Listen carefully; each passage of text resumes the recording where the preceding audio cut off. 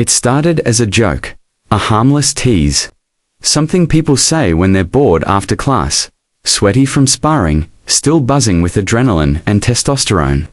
"Hey, John Kennedy," the black belt grinned, half laughing. "Wanna roll with me?" The gym erupted in a few chuckles.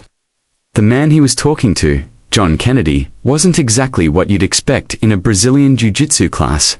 He was pushing 60, wore thick glasses that fogged up if he even stepped into a sauna, and walked with the slow stiffness of someone who'd lived a hard life.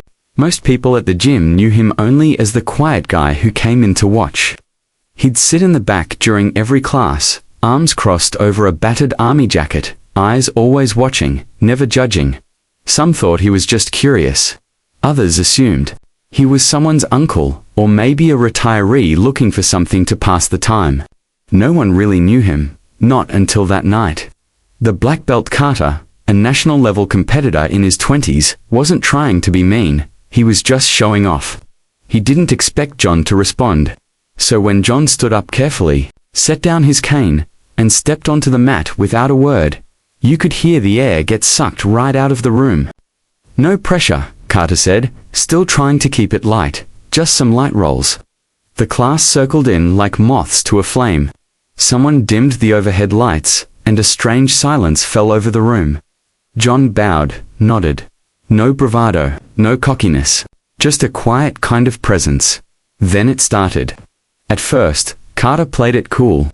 He circled John, gave him space, tested the water with lazy grips and slow pulls. But within seconds, everything changed. John's hands, old and veined and scarred, moved like liquid steel. He closed the distance, grabbed Carter's sleeve, and swept him with a move that looked like it came from a different era. Carter's back hit the mat with a slap that echoed through the gym. There was a pause. Then Carter smiled, amused. He turned up the pressure, a bit faster, a little rougher. But again, John flowed like a river around a boulder. His movements were simple, clean, effortless, no wasted energy, no showboating, just precision. Within 30 seconds, Carter found himself in a triangle choke so tight he tapped before it was even fully locked in. The gym was dead silent. Carter sat up, blinking, not sure what had just happened. He looked at John like he was seeing him for the first time. "Where did you learn to do that?" he asked, breathless. John smiled, helped Carter to his feet. "Been a long time," he said quietly. "Used to train, ... before most of you were born." The silence turned to whispers, then murmurs, and finally someone asked, "Wait, who are you?" John hesitated. Then he sat down, took off his jacket, revealing a faded patch on his shirt, a crest most had never seen. One of the instructors, an old brown belt in the corner, squinted and gasped. Is that the Kodokan crest? From Japan?" John nodded.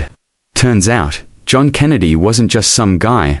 He had been a US Army Ranger in the late 80s, stationed overseas. During a peacekeeping mission in Japan, he had fallen in love with judo and trained in the Kodokan, the birthplace of modern judo, under some of the last generation of traditional masters. After that, he traveled through Brazil in the early 90s, where he rolled with the Gracies before jiu-jitsu became a household name. He had photos, black and white and grainy, of him standing beside legends most of the gym only knew from YouTube. He had trained until his knees gave out. He had stopped competing after a back injury sidelined him. And after he lost his wife to cancer a few years back, he never returned to the mats. "Until recently, I come to watch," John said softly. "Because when I'm here, I remember who I was. And sometimes, that's enough." The gym was still. You could feel the weight of his words hanging in the air like smoke. But that wasn't the end of it. Over the next few weeks, John became more than just the quiet guy in the back. He started showing techniques, small details that fixed everyone's game. Moves that had been lost to time.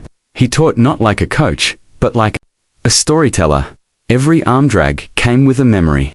Every sweep had a purpose. And when he spoke, people listened, not just because of what he knew, but because of who he was. Carter, the black belt who had challenged him, became one of his closest students. He started inviting John to lead warm-ups, to run drills. People who had trained for years began rediscovering their passion through John's quiet guidance.